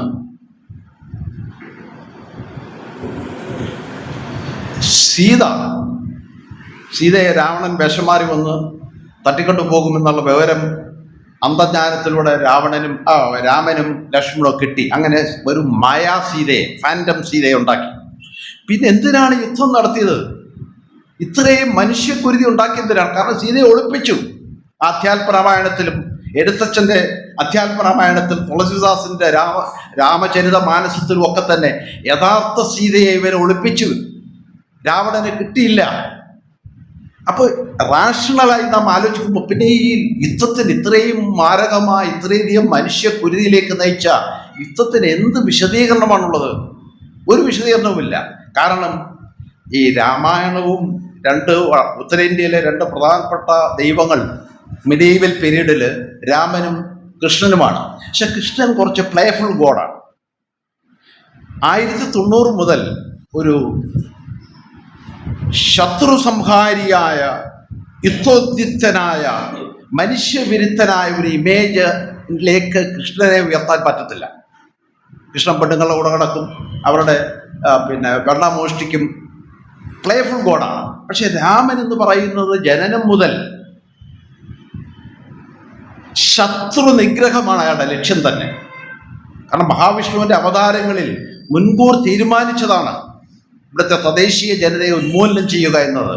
തദ്ദേശീയ ജനതയുടെ നേതാവായ ബ്രാഹ്മണനെ ഉന്മൂലനം ചെയ്യുക എന്ന് പറയുന്ന പൂർവ്വ നിശ്ചിതമായ ഉദ്ദേശത്തിന് വേണ്ടി ശത്രു നിഗ്രഹനായ ഒരു ഇമേജിലേക്ക് ഉയർത്താൻ പറ്റുന്ന ഏക ദൈവം രാമനാണ്. അതുകൊണ്ടാണ് RSSകാർ രാമൻ എന്ന കൃഷ്ണന് പകരം, കൃഷ്ണൻ ഉത്തരേന്ത്യയിൽ 90-ലൊക്കെ രാമനേക്കാൾ പോപ്പുലറാണ്. ഇന്നും റോമനാഥാപ്പർ പറയുന്ന രാമന്റെ പേരിലുള്ള ക്ഷേത്രങ്ങൾ വിരലിൽ എണ്ണാവുന്നതാണ്. കേരളത്തിലുണ്ടോ എന്ന് എനിക്കറിയില്ല. ശ്രീരാമക്ഷേത്രം ഉണ്ടോ? തൃപ്പയ. നോർത്ത് ഇന്ത്യയിൽ തീരെയില്ല. അതേസമയം ആയിരക്കണക്കിന് ലക്ഷക്കണക്കിന് ശ്രീകൃഷ്ണ ക്ഷേത്രങ്ങളുണ്ട്, ശിവക്ഷേത്രങ്ങളുമുണ്ട്. പക്ഷെ ഇവർക്ക് ആർക്കുമില്ലാത്ത ഒരു ചോരക്കൊതി, ചോരക്കൊതി എന്ന് പറയുമ്പോൾ വെറും ചോരക്കൊതിയല്ല, പ്രദേശവാസികളെ അവർണരെ ഈ ഭൂമുഖത്ത് നിന്ന് ഉച്ചാടനം ചെയ്യുക എന്ന് പറയുന്ന ലക്ഷ്യവുമായി അവതരിച്ചതാണ് രാമൻ. അതുകൊണ്ടാണ് RSSകാർ യാദൃശ്യമായിട്ടല്ല രാമനെ 1900 ബാബരി മസ്ജിദ് വന്നപ്പോൾ അദ്ദേഹം തകർക്കാനായി രാമൻ്റെ ഇമേജും രാമൻ്റെ ശിലാന്യാസവും ഒക്കെ ഉണ്ടാക്കി ഒരു വലിയ ക്യാമ്പയിൻ നടത്തിയത്. ഇപ്പം അംബേദ്കറെ സംബന്ധിച്ചിടത്തോളം ഇന്ത്യയിൽ 2 ശത്രുക്കളാണ്. ഒന്ന് നമ്മുടെ ഇന്ത്യക്ക് പുറത്തുള്ള ഭൂമിശാസ്ത്രപരമായ ഏലിയനായ ബ്രിട്ടീഷുകാർ. അതും ഇന്ത്യക്കകത്ത് തന്നെയുള്ള ഭൂമിശാസ്ത്രപരമായി നമ്മളുടെ അയൽവാസികളായ മറ്റൊരു ശത്രു. അപ്പോൾ ദളിതരെയും ആദിവാസികളെയും OBCകളെ സംബന്ധിച്ചിടത്തോളം ബ്രിട്ടീഷുകാരുടെ കൊളോണിയലിസത്തെ അംബേദ്കർ ഒരിക്കലും ന്യായീകരിച്ചിട്ടില്ല, പോലെ ന്യായീകരിച്ചിട്ടില്ല. പക്ഷേ അൺഇൻറ്റൻഡഡ് കോൺസിക്വൻസസ് എന്നാണ് പറയുന്നത്. അവരുദ്ദേശിച്ചിട്ടില്ലെങ്കിൽ പോലും, കാരണം ബ്രിട്ടീഷുകാർക്ക് ഇവിടെ സുഗമമായ ഭരണം നടത്തണമെങ്കിൽ ഒരു മോഡേൺ നിയമ സംവിധാനം വേണമായിരുന്നു. ഇന്ത്യയിലെ ആൾക്കാരെ വിദ്യാസമ്പന്നരാക്കണം, ഇല്ലെങ്കിൽ കമ്പനി നടത്താൻ പറ്റൂല, അല്ലെങ്കിൽ അഡ്മിനിസ്ട്രേഷൻ നടത്താൻ പറ്റൂല. പക്ഷെ ഇതിൻ്റെയൊക്കെ ബെനിഫിറ്റ്സ് ആദ്യമായി കിട്ടിയവരിൽ ഒരു ഭാഗം ദളിതരാണ്. കാരണം പൂലെയും അദ്ദേഹത്തിൻ്റെ ഭാര്യയും കൂടി ചേർന്ന് ഇന്ത്യയിൽ ആദ്യമായി സ്ത്രീകളുടെ വിദ്യാഭ്യാസം തുടങ്ങിയത്. അംബേദ്കറുടെ 3 തലമുറ മഹർ പട്ടാളത്തിൽ ജോലിക്കാരായിരുന്നു. അതുകൊണ്ടാണ് ഭീമാ കൊറേഗാവിൽ നമ്മുടെ തദ്ദേശവാസികളായ പെഷ്വാ ഭരണത്തിനെതിരെ ബ്രിട്ടീഷുകാരോട് തോളോട് ചേർന്ന് നിന്നുകൊണ്ട് സമരം ചെയ്ത ഒരു പാരമ്പര്യത്തിൻ്റെ ഉടമയാണ് അംബേദ്കർ എന്ന് പറയുന്നത്. കേരളത്തിൽ തന്നെ നാരായണഗുരു പറഞ്ഞിട്ടുണ്ട്, 1-ാം ലോകയുദ്ധ സമയത്ത് എല്ലാവരും ബ്രിട്ടീഷുകാരുടെ പരാജയപ്പെടണം, ബ്രിട്ടീഷുകാരെ തോക്കണം എന്ന് പറഞ്ഞപ്പോൾ നാരായണഗുരു ശിഷ്യനോട് പറഞ്ഞാണ് ബ്രിട്ടീഷുകാരുടെ വിജയത്തിന് വേണ്ടി പ്രാർത്ഥിക്കണം. അപ്പോൾ അയാൾ അമ്പരന്ന് ചോദിച്ചു, എന്താണ് അങ്ങനെ സ്വാമി അങ്ങനെ പറയുന്നതെന്ന് വെച്ചപ്പോൾ ബ്രിട്ടീഷുകാരാണ് നമുക്ക് സന്യാസം തന്നത്. ഇവരുടെ ഈ മനുസ്മൃതി അനുസരിച്ചിട്ടുള്ള കാലമായിരുന്നുവെങ്കിൽ എനിക്ക് ശംഭുകൻ്റെ ഗതി വരുമായിരുന്നു. സഹോദരൻ അയ്യപ്പൻ പറഞ്ഞു, ഒക്ടോബർ സോഷ്യലിസ്റ്റ് വിപ്ലവം നടന്നപ്പോൾ അദ്ദേഹം വീരോദ്ബോധനം എന്നൊരു കവിത എഴുതിയിട്ട് കോമ്രേഡ് എന്ന വാക്കിന്, ഇംഗ്ലീഷിലെ കോമ്രേഡ് എന്ന വാക്ക് നിങ്ങൾക്ക് അറിയാമല്ലോ, ആദ്യമായി മലയാളത്തിൽ സഖാവ് എന്ന പരിഭാഷപ്പെടുത്തിയത് സഹോദരൻ അയ്യപ്പനാണ്. പക്ഷെ കമ്മ്യൂണിസ്റ്റുകാരൻ അദ്ദേഹം 1968 മരിക്കുന്നത് വരെ EMS ഉൾപ്പെടെയുള്ള കമ്മ്യൂണിസ്റ്റുകാരുടെ കണ്ണിൽ ഏറ്റവും വലിയ കരണ്ട് സഹോദരൻ അയ്യപ്പനാണ്. കാരണം കേരളത്തിൽ റാഷണലിസ്റ്റ് ചിന്താ പദ്ധതി, റാഷണലിസ്റ്റ് പ്രവർത്തന രീതി തൻ്റെ ഗുരുവിനെയും നിഷേധിച്ചുകൊണ്ട് ഒരു ജാതി ഒരു മതം ഒരു ദൈവം എന്ന് പറഞ്ഞപ്പോൾ ജാതി വേണ്ട, മതം വേണ്ട, ദൈവം വേണ്ട, മനുഷ്യന് വേണം എത്തിക്സ് എന്ന് പറഞ്ഞ കേരളത്തിലെ നാം ഉയർത്തിപ്പിടിക്കേണ്ട ഭാവി കേരളത്തിൻ്റെ ഇതിഹാസ തുല്യനായ ഒരു മനുഷ്യനാണ് സഹോദരൻ അയ്യപ്പൻ. സഹോദരൻ അയ്യപ്പനെ പറ്റി പറയുമ്പോൾ, കാരണം ഇന്നും നമ്മുടെ റോഡുകൾക്ക് ഹൈവേയുടെ ഒക്കെ 60 അടിയല്ലേ, 70 ഫീറ്റ് റോഡ് ഉണ്ടാക്കി. 1950 കൊച്ചി മന്ത്രിയായിരുന്നപ്പോൾ അതേ ഉണ്ടാക്കിയപ്പോൾ 70 അടി നീളം. അപ്പം അന്ന് പലരും അയ്യപ്പനെ പരിഹസിച്ചു, ഭയങ്കര ആഡംബരമാണ്. അപ്പം പറഞ്ഞ 50 വർഷം കഴിഞ്ഞാൽ ഈ വീതി പോലും അപര്യാപ്തമാണെന്ന് തോന്നുന്നു. പക്ഷേ PWDയിലെ എഞ്ചിനീയർമാർ ഒരു റോഡിൻ്റെ ഒരു വശത്ത് അയ്യപ്പൻ്റെ വീട്, മറുവശത്ത് ഒരു സാധു ബ്രാഹ്മണൻ, തമിഴ് ബ്രാഹ്മണൻ. അപ്പോൾ PWD മന്ത്രിയാണ്, അദ്ദേഹത്തെ ശല്യപ്പെടുത്താതെ ഈ ബ്രാഹ്മണൻ്റെ വീട് ഇളക്കാൻ തീരുമാനിച്ചു. ഇതെങ്ങനെയോ സഹോദരൻ ഇപ്പം പറഞ്ഞു, തൊട്ടുപോകരുത്, എൻ്റെ വീട് പൊളിച്ചോ എന്ന് പറഞ്ഞ ഒരു മന്ത്രിയാണ് 75 വർഷത്തിന് മുമ്പ് സഹോദരൻ അയ്യപ്പൻ. അതുകൊണ്ട് കേരളത്തിലെ ഈ റാഷണലിസ്റ്റ് ചിന്തയെപ്പറ്റി നമ്മൾ പറയുമ്പോൾ നമുക്കറിയാം, നാരായണഗുരു അനാവശ്യമായി 1914 സമയത്ത് ദൈവദർശകം എന്നൊരു കവിത എഴുതി. കാരണം ഒരു കാരണവശാൽ എഴുതാൻ പാടില്ലാത്തതാണ്, അന്ന് എഴുതേണ്ട കാര്യമില്ല. പ്രതിഷേധ സൂചകമായി, അങ്ങനെ പരസ്യമായി നാരായണഗുരുവിനെ എതിർക്കാനൊന്നും അന്ന് കഴിയത്തില്ല, പക്ഷെ എതിർത്തിട്ടുണ്ട് 24. അത് ഞാൻ പറയാം 5 മിനിറ്റ് കൂടെ. ദൈവദർശകം എന്ന് പറയുന്ന അനാവശ്യമായ ഒരു കവിത എഴുതിയപ്പോൾ അദ്ദേഹം പ്രതിഷേധ സൂചകമായി സയൻസ് ദർശകം എന്ന് കവിത എഴുതി സ്വന്തം ഗുരുവിനോട് പ്രതിഷേധിച്ചാണ്, സിംബോളിക് പ്രൊട്ടസ്റ്റ് നടത്തിയതാണ്. ഞാൻ പറഞ്ഞത് 1924 നമ്മുടെ കേരളത്തിലെ ഈ തദ്ദേശീയരായ ഒപ്രസ്ഡ് അല്ലെങ്കിൽ OBC ജനവിഭാഗത്തിൻ്റെ യാഥാസ്ഥിതിയുടെ പരമകാഷ്ഠ എന്ന് പറയുന്ന 1924 നാരായണഗുരു പ്രശസ്തിയുടെ കൊടുമുടിയിൽ നിൽക്കുമ്പോഴാണ് ഇന്ന് VD സതീശൻ്റെ നാട്ടിൽ വടക്കൻ പരവൂരിൽ കാളികാവ് എന്ന് പറയുന്ന ക്ഷേത്രം അവിടുത്തെ ഈഴവ പ്രമാണിമാർ നാരായണഗുരുവിൻ്റെ പേരിൽ എഴുതി കൊടുത്തു. തൊട്ടടുത്ത വർഷം അദ്ദേഹം കുറെ പുലയരുമായ ക്ഷേത്രത്തിൽ കയറി ഉത്സവം നടത്താനായിട്ട്. ഇപ്പം നാരായണഗുരു മുമ്പിൽ പുലയർന്നോ ഈഴവർന്നോ നായർന്നോ നമ്പൂതിരിന്നോ വ്യത്യാസമില്ല, ഒരു മനുഷ്യൻ. അവിടുത്തെ ഈഴവ പ്രമാണിമാർ ആലോചിച്ച് നോക്കണം, 24 നാരായണഗുരു ഉദിച്ചു വരുന്ന സമയത്തൊന്നുമല്ല. ഡെമി ഗോഡായി ഈഴവരും കേരളവും ആരാധിച്ചുകൊണ്ട സമയത്ത് നാരായണഗുരുവിനെ 28ാം പ്രതിയായി പറവൂർ മുനിസിപ്പൽ കോടതിയിൽ ഈഴവർ കേസ് കൊടുത്തു, ക്ഷേത്രം അശുദ്ധമാക്കി. പക്ഷെ അവിടെ ഇരുന്ന ബ്രിട്ടീഷ് മുനിസിപ്പൽ പറഞ്ഞത് നാരായണഗുരു പരസ്യമായി പ്രൊക്ലൈം ചെയ്യുന്ന ഡോക്ട്രിൻ അനുസരിച്ച് അദ്ദേഹം ചെയ്തത് 100% ശരിയാണ്. മനുഷ്യ സാഹോദര്യത്തിൻ്റെ പ്രതീകമായിട്ടാണ് അദ്ദേഹം പുലയരും ഈഴവരും വ്യത്യാസമില്ലാതെ അവിടെ കയറിയത്. അത് ആ കെട്ടിടത്തിൻ്റെ പുതിയ സിവിൽ കെട്ടിടം ഉണ്ടാക്കി അങ്ങോട്ട് മാറ്റിയപ്പോൾ അതിൻ്റെ ആ കേസ് കിട്ടുകയും അവിടുത്തെ കുറേ റാഡിക്കൽ പിണറായി 17 അല്ലേ അവിടുത്തെ അപ്പം അതിൻ്റെ ആ കേസ് കിട്ടുകയും അവിടുത്തെ ഉൽപ്പത്തരായ ഉപപ്രശ്നങ്ങളായ കുറേ ഈഴവ യുവാക്കൾ അതൊരു ലേഖലേഖയാക്കി ഇറക്കുകയും ചെയ്തു. പറവൂർ, വടക്കൻ പറവൂർ, അതെ അതെ. അപ്പം ഇതാണ് കേരളത്തിൻ്റെ അവസ്ഥ. അതുകൊണ്ട് നമ്മൾ ഈ ദേശീയ സ്വാതന്ത്ര്യ സമരം എന്ന് പാഠപുസ്തകങ്ങൾ പഠിക്കുമ്പോൾ നിങ്ങൾക്ക് പാഠപുസ്തകത്തിൽ എഴുതാൻ 47 സ്വാതന്ത്ര്യം കിട്ടി. ഞാനെപ്പോഴും ഉപയോഗിക്കുന്ന പോസ്റ്റ് ട്രാൻസ്ഫർ ഓഫ് ഇന്ത്യ. കാരണം സ്വാതന്ത്ര്യമല്ല, കാരണം ഈ ബ്രിട്ടീഷുകാർ ഇവിടെ വന്ന് 18ാം നൂറ്റാണ്ട് വരെ അവരുടെ രാഷ്ട്രീയ ആധിപത്യം ഉറപ്പിക്കുന്നത് വരെ ബ്രാഹ്മണരും ക്ഷത്രിയരും ബനിയന്മാരും കരുതിയിരുന്നത് ഇവിടുത്തെ മഹാവിഭൂഷൺ ജനതയെ പട്ടികളെ പോലെ, പൂച്ചയെ പോലെ, കോവർക്കഴുതിയെ പോലെ പരിഗണിക്കാനുള്ളത് ഞങ്ങളുടെ ബർത്ത് റൈറ്റ് ആണെന്നാണ് വിചാരിച്ചത് ബ്രിട്ടീഷുകാരുടെ. കാരണം ഈ ഏറ്റവും കൂടുതൽ പോസ്റ്റ് കൊളോണിയലിസ്റ്റുകളും കീഴാള പടർക്കാരുടെയും ഏറ്റവും കൂടുതൽ വെറുപ്പിന് പാത്രമായ ഒരു മനുഷ്യനാണ് മക്കാളെ പറ്റി നാം സ്കൂളിലും കോളേജിലൊക്കെ പഠിക്കുന്നുണ്ട്. മക്കാളെ പഴയ കളക്കന്മാരുണ്ടൊക്കെ അങ്ങനെ വാക്യം അദ്ദേഹം ഉപയോഗിച്ചിട്ടില്ല. കാരണം എന്തെങ്കിലും ബ്രിട്ടീഷുകാർക്ക് ഇവിടുന്ന് പോകേണ്ടി വരും. അങ്ങനെ പോകുമ്പോൾ ഇന്ത്യയുടെ ഭരണം നടത്താൻ പാകത്തിൽ ഇന്ത്യയിലെ മഹാഭൂരിപക്ഷം ആളുകളെ എഡ്യൂക്കേറ്റ് ചെയ്യണമെന്നായിരുന്നു അദ്ദേഹത്തിൻ്റെ മെൻസ് ഓൺ എഡ്യൂക്കേഷൻ എന്ന് പറയുന്നത്.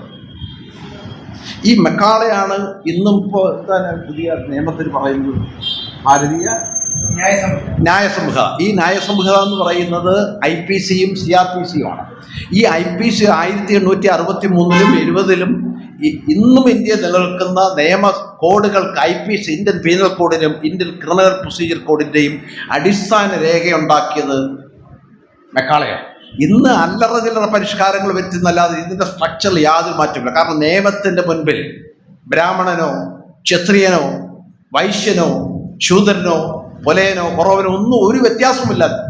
ഈക്വാളിറ്റി ബിഫോർ, പണ്ട് ഗോഡ് എന്ന് പറയുന്ന പോലെ നിയമത്തിന് മുൻപിൽ എല്ലാവരും തുല്യരാണ്. പണ്ട് ഇവിടുത്തെ വഞ്ചിയൂർ കോടതിയിൽ 1936 മുറജപം നടക്കുമ്പോൾ മയ്യനാട്ടിൽ നിന്ന് ഒരു ഈഴവ അഡ്വക്കേറ്റ് അവിടെ അദ്ദേഹത്തിന് കേസ് പറയാൻ വന്നു. എങ്ങനെ പോലീസുകാർ മണത്തറിഞ്ഞു? അശുദ്ധമായി, മുറജപം അശുദ്ധമായി, ഈഴവൻ വന്നുകൊണ്ട് ഇയാളെ വന്ന് ബലം പ്രയോഗിച്ചു ജീപ്പിൽ കയറ്റി ശ്രീകാര്യത്ത് കൊണ്ടുപോകും. മുറജപം 56 ദിവസമല്ലേ, 56 ദിവസം കഴിഞ്ഞ് എവിടെ കയറിപ്പോരുത്. ഇതായിരുന്നു 1936 പോലെ. ഇപ്പോഴും വീണ്ടും മുറജപം തുടങ്ങിയിരിക്കുകയാണ് കേരളത്തിൽ. നമ്മുടെ സഹോദരൻ അയ്യപ്പൻ്റെ നാട്ടിൽ, നാരായണഗുരുവിൻ്റെയും ഒക്കെ നാട്ടിൽ വീണ്ടും മുറജപം തുടങ്ങിയിരിക്കുന്നത് മാത്രമല്ല, ഞാൻ നിർത്താൻ പോവുകയാണ്, ഈ കഴിഞ്ഞ ഒരു 30-40 കൊല്ലം എടുത്ത് എല്ലാ തരത്തിലുള്ള റിവൈവലിസ്റ്റ് പ്രവണതകളുടെയും ഉപജ്ഞാതാക്കൾ കോൺഗ്രസ്സുകാരല്ല, ഇടതുപക്ഷക്കാരാണ്. ട്രിവാൻഡ്രം എന്ന പേര് മാറ്റി തിരുവനന്തപുരം എന്നാക്കിയത് നായനാരാണ്. അതായത് ശങ്കുണ്ണി മേനോന്റെയും നാഗമയ്യയുടെയും ഔദ്യോഗിക തിരുവിതാംകൂർ ചരിത്ര രേഖയനുസരിച്ച് കേരളം കണ്ട ഏറ്റവും ഭീകരനായ, ഏറ്റവും കിരാതനായ മർദ്ദകൻ ദളവ, എന്താണ് പേര്, വേലുത്തമ്പിയാണ് സെക്രട്ടേറിയറ്റ് മുമ്പിൽ നിർത്തിയിരിക്കുന്നത്. നമുക്ക് എങ്ങനെ അഭിമാനത്തോടെ ഈ സ്റ്റാച്യൂവിൽ നടക്കാൻ പറ്റും? ഇത്രത്തോളം ഭീകരനായ, കാരണം ഈ മനുഷ്യനെ കുറിച്ച് ആദ്യത്തെ ചരിത്രം പാച്ചുമൂത്തത്, പിന്നെ ശങ്കുണ്ണി മേനോൻ, നാഗമയ്യ, ഇവരൊക്കെ കൊട്ടാരത്തിന്റെ ചരിത്രമാണ് എഴുതിയത്. അവർക്ക് പോലും ഇയാളോട് പൊറുക്കാൻ കഴിഞ്ഞിട്ടില്ല. ഇത്രയും കിരാതനായ, ഇത്രയും പ്രാകൃതനായ ഒരു മനുഷ്യനെ കണ്ടിട്ടില്ലെന്നാണ് നാഗമയ്യ രേഖപ്പെടുത്തുന്നത്. അയാളുടെ ക്രൂരതയ്ക്ക് ഉദാഹരണം പറയുന്നുണ്ട്. ഇടവ എന്ന് പറയുന്ന, വർക്കലയിൽ ഇടവ എന്ന് പറയുന്ന മുസ്ലിം ഭൂരിപക്ഷ സ്ഥലത്ത് ഏതോ ഒരു പട്ടരുടെ വെറ്റില ചെല്ലം കാണാതെ പോയി. ഇയാൾ ഉടനെ വേലുത്തമ്പിയെ കാണാൻ വരികയാണ്. അപ്പോൾ ഇയാൾ കുളിക്കാനായിട്ട് എണ്ണ തേച്ചുകൊണ്ടിരിക്കുകയാണ്. ഇയാൾ ഉടനെ തുണി കൊണ്ട് എണ്ണ തേച്ചിട്ട് കിങ്കന്മാരെയും പിടിച്ചിട്ട് കുതിരപ്പുറത്ത് കയറി നേരെ ഇടവയ്ക്ക് പോവുകയാണ്. ഈ പട്ടറയെ കൂട്ടിക്കൊണ്ട് എല്ലാവരെയും വിളിച്ചു വരുത്തി ചെട്ട കൂട്ടി. ആരാണ് ഇയാളുടെ വെട്ടിൽ ചെന്ന എടുത്തത്? അവർ കേട്ടിട്ട് പോലുമില്ല. എന്നിട്ട് ഇയാളുടെ ശിക്ഷാരീതി എന്ന് പറയുന്ന വലിയ മരത്തിൽ ഒരടി നീളമുള്ള ആണി അടിച്ച് കയറ്റുക. അങ്ങനെ 3 പേർക്ക് തറച്ചു, അവർ മരിച്ചു. അപ്പോഴത്തേക്ക് ആളുകൾ, ആയിരക്കണക്കിന് ആളുകൾ, ആ നാട്ടുകാർ, ഞങ്ങളാണ് എടുത്തത്, ഇല്ലെങ്കിൽ ഈ ഗതി വരും. പിന്നെ ഇയാളുടെ നാഗമയ്യ പറയുന്നത്, ഇയാൾ നമ്മുടെ ഈ പോലീസിലുള്ളവർക്കറിയാം, ചില കള്ളന്മാർക്ക് ചില പ്രത്യേക രീതികളുണ്ട്, മോഷ്ടാക്കൾ അങ്ങനെ വെച്ചിട്ട് കളി. ഈ വേലുത്തമ്പിയുടെ എവിടെ പോയാലും ആളുകളുടെ ചെവി, മൂക്ക്, കണ്ണ് മുറിക്കുക. ഇതാണ് ദളവാക്കുളം 1806 വ്യക്തമായ ബ്രിട്ടീഷ് രേഖകൾ ലഭ്യമല്ലെങ്കിൽ പോലും നമുക്ക് അനുമാനിക്കാൻ കഴിയുന്ന അവിടെ നിന്ന് ഒളിച്ചോടിപ്പോയ ആളുകളുടെ പലരുടെയും മൂക്ക് മുറിച്ചിട്ടുണ്ട്, ചെവി ഛേദിച്ചിട്ടുണ്ട്. പിന്നെ അവിടെ പോയ തലയോലപ്പറമ്പ്, ഇതിനോട് സമയപ്രദേശങ്ങൾക്ക് പോയി താമസിച്ച ആളുകൾ ഈ വൈക്കത്തുള്ള പേരുകളാണ്, ചെറിയ ചെറിയ വില്ലേജുകളുടെ പേരുകളാണ് ഉപയോഗിച്ചിട്ടുള്ളത്. പക്ഷെ ഇതുവരെ പലപ്പോഴും അവിടുത്തെയുള്ള പ്രാദേശികമായ ഡിമാൻഡുകൾ ഉയർന്നു. ഇന്ന് ആ കുളനകത്ത് ബസ് സ്റ്റാൻഡാണ് അവിടെ ഉള്ളത്. ഒരു അന്വേഷണം നടത്താൻ പോലും ഒരു ഗവൺമെൻറ്റും തയ്യാറായിട്ടില്ല. കാരണം നമ്മുടെ ഇടതുപക്ഷത്തുള്ള പല ഇതൊക്കെ വെറും കള്ളക്കഥയാണ്. നങ്ങേലിയുടെ കഥ കള്ളക്കഥയാണ് എന്നാണ് ഇടതുപക്ഷ എന്നുകൾ പറയുന്നത്. കാരണം കള്ളക്കഥയാണെങ്കിൽ, ഒരുപക്ഷെ മിത്താണെങ്കിൽ പോലും സവർണ മിത്തിനെ നേരിടാൻ നമുക്ക് അവർണ മിത്തുകൾ വേണ്ടി വരും. ഇപ്പോൾ ജോൺ ഓഫ് ആർക്ക് എന്ന് പറയുന്ന യഥാർത്ഥത്തിൽ ഒരു റിയൽ പേഴ്സണാലിറ്റി അല്ല. പക്ഷെ ഇന്നും ഫ്രാൻസുകാർക്ക് അഭിമാനമാണ് ജോൺ ഓഫ് ആർക്ക് എന്ന് പറയുന്നത്. ഫ്രാൻസും ഇംഗ്ലണ്ടും തമ്മിലുള്ള യുദ്ധത്തിൽ ഫ്രാൻസിന്റെ അഭിമാനം കാത്ത ഒരു റിയൽ ചരിത്ര പുരുഷിയായിട്ടാണ്, ചരിത്ര വനിതയായിട്ടാണ് അവരെ കാണുന്നത്. പക്ഷെ നമുക്ക് നങ്ങേലിയും ദളവാക്കുളവും ഒക്കെ നമുക്ക് ഒരുപക്ഷെ മിത്താണെങ്കിൽ പോലും, ഒരുപക്ഷെ ചരിത്ര സംഭവങ്ങൾ അല്ലെങ്കിൽ പോലും ഇത്തരം സവർണ മിത്തുകളെ, പരശുരാമന്റെ ക്രൂരമായ മിത്തിനെതിരെ നമുക്ക് അവർണ മിത്തുകൾ, പലയ മിത്തുകൾ, ഈഴവ മിത്തുകൾ, ആദിവാസി മിത്തുകൾ സൃഷ്ടിക്കേണ്ടത് ആവശ്യമാണ്. ഞാൻ ചുരുക്കുകയാണ്. അപ്പോൾ ഇന്ത്യയെ സംബന്ധിച്ചിടത്തോളം അംബേദ്കർ, പൂലെയും നാരായണഗുരു, സഹോദരൻ അയ്യപ്പനും പറഞ്ഞത്, നാം ഫൈറ്റ് ചെയ്യേണ്ടത് ബ്രിട്ടീഷുകാരോടല്ല. ബ്രിട്ടീഷുകാർ നമ്മുടെ സഖ്യകക്ഷിയാണ്. 1948 ദളിത് കേരളത്തിലെ ഈ പിന്നോക്ക ജാതികളെ പറ്റി അന്വേഷിക്കാൻ വന്ന കമ്മിറ്റിയിലെ ഒരു അംഗം സഹോദരൻ നെയ്പ്പിനോട് ഈ ജാതി കളയാൻ എന്ത് വേണം. അപ്പം അദ്ദേഹം പറഞ്ഞത് ജാതി നിർമ്മാണത്തിനുള്ള ഒറ്റ മാർഗം ലിക്വിഡേറ്റ് ഹിന്ദുയിസം എന്നാണ്. പക്ഷെ ഇന്ന് അവസാനമായി ഞാൻ പറയുകയാണ്, ഇന്ന് so called liberal, so called progressives, so called left ഇവരുടെ ഇടയിൽ പ്രവണതയുണ്ട്. അപകടം മുഴുവൻ RSS പ്രദാനം ചെയ്ത ഹിന്ദുത്വമാണ്. ഇത് വെടിയുണ്ട തടയും വെടിവെക്കുന്നവനെ പൂജിക്കുകയും ചെയ്യുന്ന പരിപാടിയാണ്. കാരണം യഥാർത്ഥത്തിൽ ഹിന്ദുത്വം എന്ന് പറയുന്നത് ഹിന്ദുയിസത്തിന്റെ ഉൽപ്പന്നമാണ്. നാം എതിർക്കേണ്ടത് ഹിന്ദുയിസത്തെയാണ്, ജാതി സമ്പ്രദായത്തെയാണ്. അംബേദ്കർ പറഞ്ഞ ഈ സ്ക്രിപ്ചറൽ അതോറിറ്റി, ഈ ഋഗ്വേദത്തൊട്ടുള്ള മുഴുവൻ ചപ്പുചവറുകളെയും കൂട്ടിയിട്ട് കത്തിക്കാതെ ഇന്ത്യ രക്ഷപ്പെടുകയില്ല. അല്ല RSSനെ എതിർത്തുകൊണ്ടോ അല്ലെങ്കിൽ BJP എതിർത്തുകൊണ്ടോ, ഇമ്മീഡിയറ്റ് എനിമിയാണ്, അത് കുറച്ച് ഞാൻ കാണുന്നില്ല. പക്ഷെ ഇന്ന് RSS എന്ന് പറയുന്നത് ഹിന്ദുയിസം എന്ന് പറയുന്ന ഈ വിഷവൃക്ഷത്തിലെ ഒരു ശാഖ മാത്രമാണ്. ഈ ശാഖ കൊഴിഞ്ഞ് ഉണങ്ങിപ്പോയാൽ നാളെ പുതിയ പുതിയ ബ്രാഞ്ചസ് ഉണ്ടാകും. അതുകൊണ്ട് ഈ ഋഗ്വേദത്തെ ആദ്യ വരികൾ തൊട്ട് ഹിന്ദുയിസവുമായി ബന്ധപ്പെട്ട ജാതി സമ്പ്രദായവുമായി ബന്ധപ്പെട്ട മുഴുവൻ പ്രതീകങ്ങളെയും വൊക്കാബുലറികളെയും ചിഹ്ന സമ്പ്രദായങ്ങളെയും നാം എതിർക്കേണ്ടതാണ്. അങ്ങനെ എതിർക്കുന്നതിലൂടെ മാത്രമേ RSSന്റെ രാഷ്ട്രീയത്തെ, BJPയുടെ രാഷ്ട്രീയത്തെ നമുക്ക് ഡീലെജിറ്റിമൈസ് ചെയ്യാൻ കഴിയുകയുള്ളൂ. അപ്പം അംബേദ്കറെ സംബന്ധിച്ചിടത്തോളം ഇന്ത്യൻ സ്വാതന്ത്ര്യം എന്നത് ജാതി വ്യവസ്ഥയിൽ നിന്നുള്ള മോചനമാണ്, അല്ല ബ്രിട്ടീഷ് ആധിപത്യത്തിൽ നിന്നുള്ള മോചനമായിട്ടല്ല അദ്ദേഹം കണ്ടത്. ഇപ്പോൾ സോഷ്യൽ സയൻസിലൊരു ഇതുണ്ട്, നമുക്കിപ്പോൾ ഫിസിക്കൽ സയൻസ്, നാച്ചുറൽ സയൻസ് എന്ന് പറഞ്ഞാൽ ഇപ്പം ഭൂമി ഉരുണ്ടതാണ്, നമുക്കെല്ലാവർക്കും അറിയാം, ഒരു തർക്കവുമില്ല. അടുത്ത കാലം വരെയും മനുഷ്യ വിചാരിച്ചിരുന്ന ഭൂമി പരന്നതാണ്, ഭൂമിക്ക് ചുറ്റുമാണ് മറ്റെല്ലാം കറങ്ങുന്നത്. ഇതായിരുന്നു കോമൺ സെൻസ് നോളജ് എന്ന് പറയും. പക്ഷെ ഇന്ന് ആരും അത് തർക്കിക്കാറില്ല. പക്ഷെ അത് ഒബ്ജക്റ്റീവ് നോളജാണ്. ഈ സയൻസും സോഷ്യൽ സയൻസും തമ്മിലുള്ള വ്യത്യാസം എന്ന് പറഞ്ഞാൽ സയൻസിനകത്ത് ഒബ്ജക്ട്സ്, റിയൽ ഒബ്ജക്ട്സിനെ കുറിച്ചാണ് അതിൻ്റെ വിഷയം എന്ന് പറയുന്നത്. കാരണം ഭൂമി പരന്നതാണ് എന്ന് പറഞ്ഞ ഒരാൾക്കും തർക്കിക്കാൻ പറ്റില്ല, അങ്ങനെ തെളിയിക്കാനും പറ്റില്ല. അതുപോലെ ആൽബർട്ട് ഐൻസ്റ്റീൻ്റെ തിയറി ആയാലും ക്വാണ്ടം ഫിസിക്സ് ആയാലും എല്ലാ തിയറി. പക്ഷെ സോഷ്യൽ സയൻസ്, ഹിസ്റ്റോറിയോഗ്രാഫി എന്ന് പറയുന്നതിൻ്റെ വിഷയം മനുഷ്യരാണ്. അവിടെ ഒബ്ജക്റ്റിവിറ്റി ഇല്ല, വസ്തുനിഷ്ഠതയില്ല.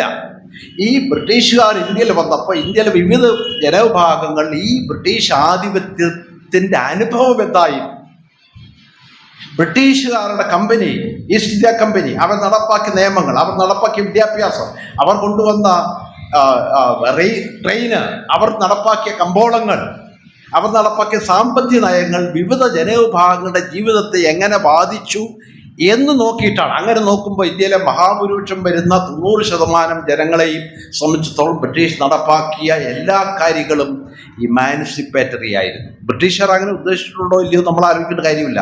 കാരണം അവരുടെ ട്രെയിൻ നടപ്പാക്കിയപ്പോൾ ടിക്കറ്റ് എടുത്താൽ മതി, ബ്രാഹ്മണനാണോ ക്ഷത്രിയനാണോ എന്ന് നോട്ടമില്ല. അവർ കൊണ്ടുവന്ന കമ്പോളത്തിൽ, നേരത്തെയുള്ള കമ്പോളത്തിൽ ഒരു ഈഴവനും പൊലയനും അവൻ്റെ ഉൽപ്പന്നം കൊണ്ട് വിൽക്കാൻ പറ്റില്ല, ദൂരെ കൊണ്ടുവെക്കണം.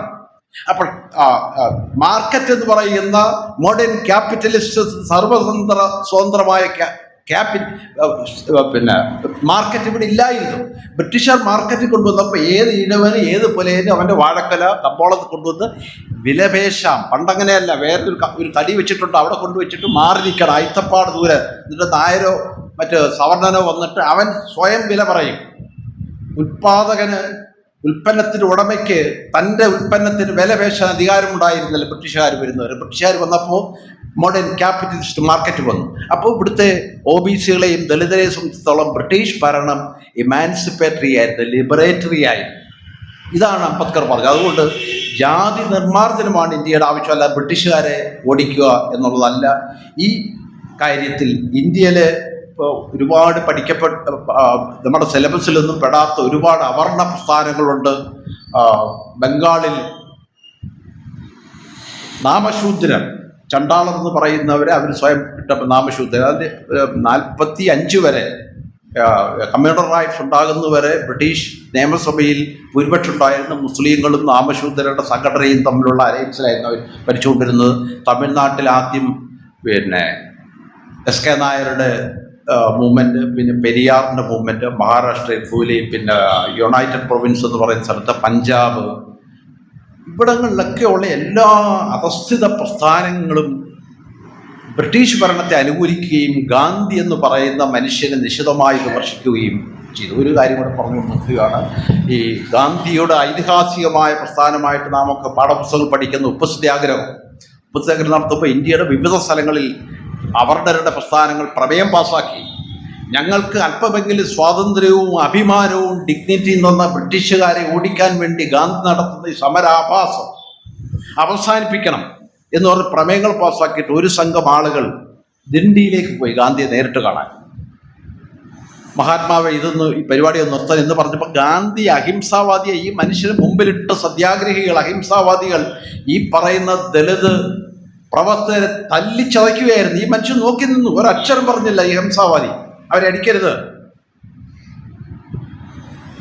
അപ്പൊ ഇന്ത്യയെ സംബന്ധിച്ചിടത്തോളം ബ്രിട്ടീഷുകാരുടെ ഭരണം കൊണ്ട് അൺഇൻറ്റൻഡഡായ ഒരുപാട് കോൺസിക്വൻസ് എന്ന് പറയുന്ന ദളിത് പക്ഷത്തു നിന്ന് അല്ലെങ്കിൽ OBC സ്ത്രീ പക്ഷത്തു നിന്നുണ്ടാവുകയും തലമുറകളായി ബർത്ത് റൈറ്റ് പോലെ അനുഭവിച്ചു കൊണ്ടിരുന്ന ഒരുപാട് അടിച്ചമർത്താനുള്ള അവകാശം മർദ്ദകർക്ക് നഷ്ടപ്പെടുകയും ചെയ്തതിനെതിരായിട്ടുള്ള ഒരു ആയിരുന്നു നാം പാഠപുസ്തകങ്ങളിൽ, പത്രങ്ങളിൽ, മീഡിയകളിൽ സ്വാതന്ത്ര്യ സമര ദേശീയ പ്രസ്ഥാനം എന്ന് പറയുന്ന ഇതിനെ നാം ദേശീയ പ്രസ്ഥാനമെന്നോ സ്വാതന്ത്ര്യ സമരം എന്നോ അസ്വാതന്ത്ര്യ സമരമായിരുന്നു. മഹാഭൂരിപക്ഷത്തിന്റെ മുകളിൽ അസ്വാതന്ത്ര്യം അടിബദ്ധം നടപ്പാക്കാൻ വേണ്ടി നടത്തിയ ഗാന്ധിയുടെയും നെഹ്റുവിൻ്റെയും നടത്തിയ ഒരു അടിമത്ത അസ്വാതന്ത്ര്യ സമരത്തെയാണ് നാം സ്വാതന്ത്ര്യ സമരം എന്ന് വിളിക്കുന്നത്. ഇതിനെതിരെയാണ് അംബേദ്കർ ചിന്തിച്ചത്. അതുകൊണ്ടാണ് അദ്ദേഹം ഒരു ഇന്ത്യക്ക് വേണ്ടത് എൻലൈറ്റനിങ് ഡെസ്പോട്ടിസമാണ്. കാരണം ഇത്രയും ചീഞ്ഞ പാരമ്പര്യമുള്ള ഒരു നാട്ടിൽ ഈ പാർലമെന്ററി ഡെമോക്രസിയിലിടുന്ന അടുത്ത കാലത്തൊന്നും ഒരു മാറ്റവും പറ്റില്ല. ഒരു എൻലൈറ്റൻഡ് പ്രബുദ്ധനായ ഒരു സ്വേച്ഛാധിപത്യത്തിലൂടെ മാത്രമേ ഈ ജാതി വ്യവസ്ഥയൊക്കെ തന്നെ ബലപ്രയോഗത്തിൽ വേണ്ടി ചമർത്താൻ കഴിയുകയുള്ളൂ. കാരണം ഇതിനൊക്കെ ഈ അങ്ങനെ നിയമനിർമ്മാണത്തിലൂടെ സാവധാനമായ ഗ്രാജ്വലായ ഒരു പരിവർത്തനം ഇന്ത്യയിൽ അസാധ്യമാണ്. കാരണം അത്രത്തോളം ഈ ജീർണത ആളുകളുടെ മനസ്സിൽ ഉറച്ചുപോയി. അതുകൊണ്ട് എൻലൈറ്റൻ ഡെസ്പോട്ടിന് മാത്രമേ ഇത് അവസാനിപ്പിക്കാൻ കഴിയുകയുള്ളൂ എന്ന ഇന്ന് നമുക്ക് അശുഭാപ്തി വിശ്വാസം, നമുക്ക് ആർക്കും അതിനെ സപ്പോർട്ട് ചെയ്യാൻ പറ്റില്ല. അങ്ങനെ ഒരു അശുഭാപ്തി വിശ്വാസത്തോടെയാണ് അംബേദ്കർ മരിച്ചത്. ഒരു കാര്യം കൂടെ പറയാം. 1956 അദ്ദേഹം മരിക്കുന്നതിന് 3 മാസം മുമ്പ് അദ്ദേഹം BBC കൊടുത്ത ഒരു ഇന്റർവ്യൂ